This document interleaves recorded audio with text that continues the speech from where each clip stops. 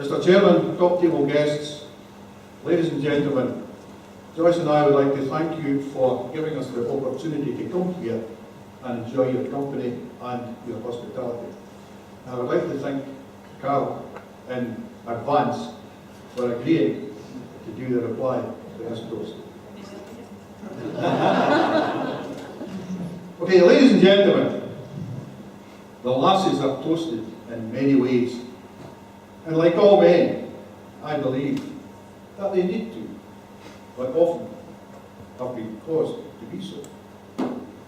Some are crustier than others, of course, but I would like to give you an insight into the opinions of some famous individuals. Lee Majors, the $6 million man, famously said, "When a man steals your wife, there is no better revenge than to let him keep her." While in ancient Greece, Socrates stated, "By all means marry. If you get a good wife, you'll be happy. If you get a bad one, you'll become a philosopher." Former New York mayor and member of Donald Trump's presidential team, Rudy Giuliani, said, "I don't worry about terrorism. I've been married for 2 years." And the star of the big screen, Alec Baldwin, observed, "My wife and I were happy for 20 years, and then we met." Former President of the USA, Bill Clinton, said, "I had some words with my wife, and she had some paragraphs with me." Well, another former president said, "What is the secret of their long marriage?" George W. Bush, "We take time to go to a restaurant twice a week. A little candlelight dinner and some soft music. She goes Tuesdays and I go Fridays."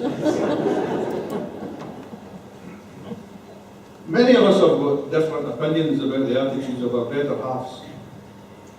But the one thing I'm sure of is that my fellow men here present will agree that try as we may, we will never get to a stage where we can honestly say we completely understand the complexities of the female mindset. What would Robert Burns have made of the modern day attitude to equality? And would he have been so evasive when it came to admitting that he was or was not involved romantically with any one of a number of paramours? I believe that Burns was clever in the art of concealment, as he so eloquently charmed his way into the arms of his conquests. Could this have been to protect their identities? Yes, I believe so. But let us remember that those with whom he was involved have, in the fullness of time, also become immortal. When we consider that the poem The Rights of Woman was written in 1792, and as feminist groups celebrate the efforts of the suffragette movement, which resulted in the Equality Act, we must recognise that attitudes to the fairer sex have quite obviously changed. And when we think about the advances that women have made in major companies, boardrooms and political institutions, it's difficult not to acknowledge the remarkable shift towards gender equality. Well, Europe's eyes fixed on mighty things, the fate of empires and the fall of kings, where quacks of state must needs produce his plan, and even children lisp the rights of man.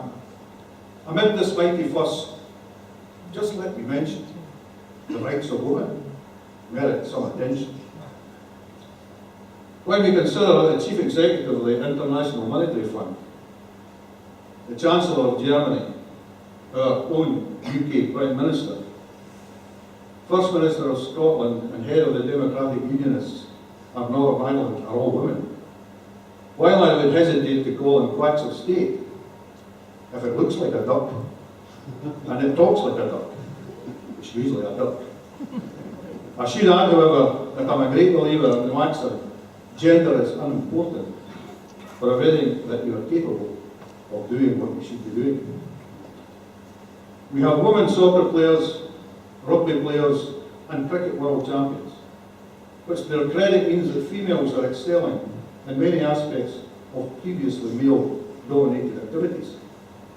But my misgivings in matters concerning the involvement of women in what are considered contact sports centre around the following question. Is it enough to say that if a man can do it, we can do it? Now, as we reflect on the recent marriage of Prince Harry, sorry Harry, I have to ask, have tolerances in constitutional behaviour also shifted so far to the female bias as to accommodate one American divorcee when another was ostracised and caused the abdication of her king?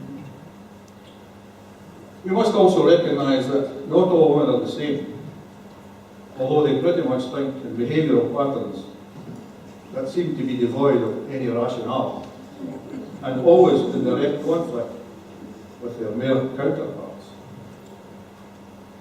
Speaking from personal experience, I like to dress in a certain manner, and I don't appreciate being told what to wear and when to wear it.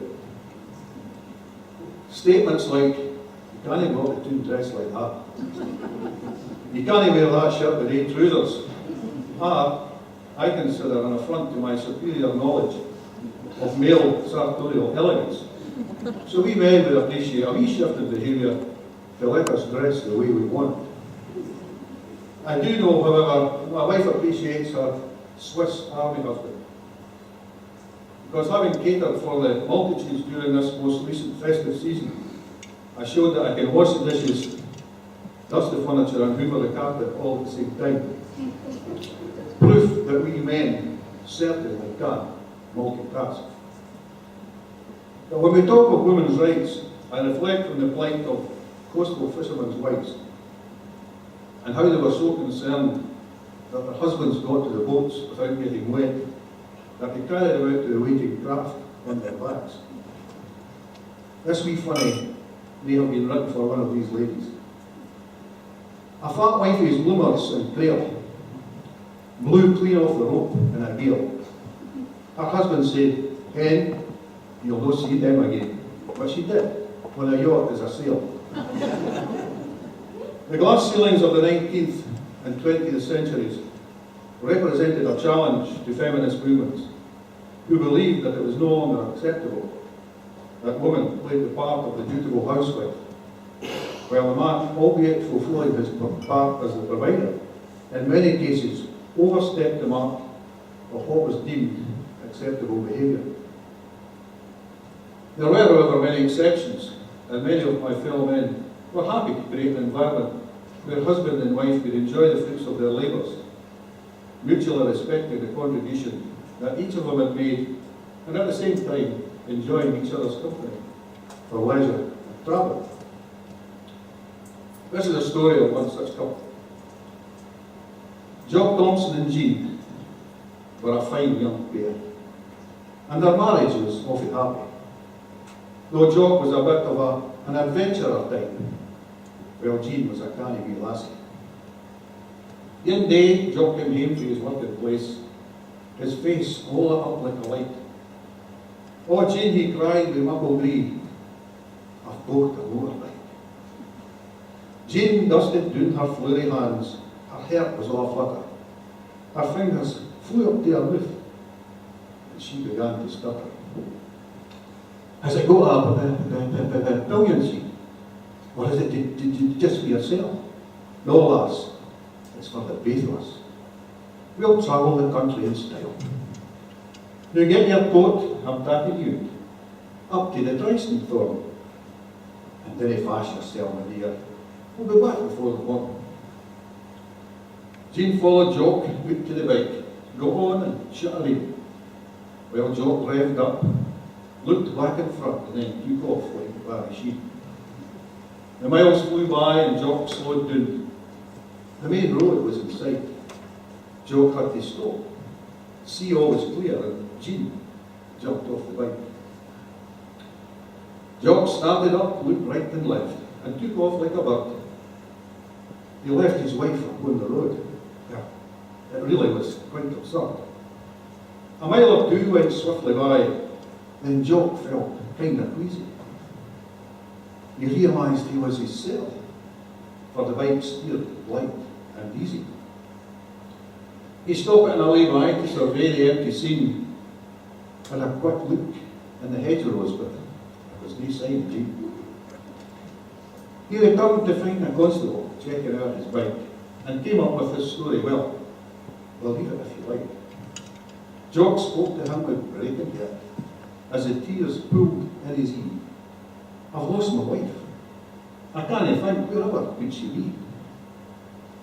There is no doubt she is to me the true one in a million. But when I cornered at the crossroad, she must have cowed it off and told me. You've lost your wife. For years I've tried, but couldn't find the form. But now you've told me what to do, I'll buy a bite tomorrow. Jock hurried home his wife to find. He prayed she would be there. She met him, smiled, and said, "Name your bikes. We'll gather, shakes his beard." But far from the role of the emancipated female, there are many who are happy to do the necessary housework, look after the family home, and want no more than to be secure in the knowledge that the rent is paid and a steady income ensures the stability of the family and guarantees that there's always a meal on the table. How different from the Scotland of Burns's time, when life was lived on a daily basis with little to spare, and during which families could go for days without a meal. Seriously, Robert Burns loved the lasses, and in his own inimitable fashion, his writings were most prolific when he was heartily in love. A career of verse in honour of the fairer sex that began at the age of 15 years, when he was paired with a young girl called Nellie Kilpatrick, during the harvest, when in his own words, his heart was honest and his tongue sincere, and for whom he wrote the following. "For once I loved a bonny lass, aye, and I love her still. And while that virtue warms my breast, I will love my handsome nell." He added in the same poem that while extolling her virtues, he compared her with others, and possibly observed that beauty is only skin deep. As he wrote, "A bonny lass, I must confess, is pleasant to the eye, but without some better qualities, she's not a lass for me." I'm going to finish, I'm cutting a wee bit out here, but I'm going to finish with a wee poem that I wrote myself, and it's quite topical in these days. For some are big, and some are small, but man, they're all the same. They greet and groan, humph and haw, and football gets the blame. They listen to their mother's tales of fear and domination, while all the time she's been confused, after a wee lactation. Their fathers were much weaker men in this new generation. They wouldn't risk a heat to heat, afraid of confrontation. They'd walk the dog and wash the car. They'd take her to the shopping. Me, I'd rather cause some strife, keep the prison open. A lesser man just couldn't afford the trials I've got to face. Why don't you know just bite her lip and recognise her place? If I go out on Friday night in search of lubrication and come home just a wee bit late, she's having palpitations. She rants and raves, and then I think, oh, what my father did? I'll just withdraw her credit card. Aye, that's the game I'll play. I'll go in and pull out a beer. I'll sit and watch the telly, because I've been here many times before, and soon she'll be like Kelly. But I goes off, and when I wake, I'm frozen to the bone. I'm through the house, and help me home, pardon the waves of God. I get the feeling that I'll soon be eating humble pie. So I get a taxi to her bar as well. It doesn't have to try. I'll sweet talk her. That'll sort her out. But listen to the bragging. I walk right up and shut the door, and who appears? The dragon. "Come in here and explain yourself," she brusquely says to me. "I've been here before you came, you, for the third degree. I'll back down quick." "Well, just a bit. To ease the situation. I'm cold and hungry now, you see, and there's no need for starvation. It's all smooth out, all quick, but then I get to thinking, oh, this could be avoided if it wasn't for my drink. It doesn't take a genius to sit and work it out. That girl power troubles modern men. Of that, there is no doubt. But bite your lip. Get on with it. Gentle. Please charge your glasses. Come on, guys. Get up for our seats and let us go.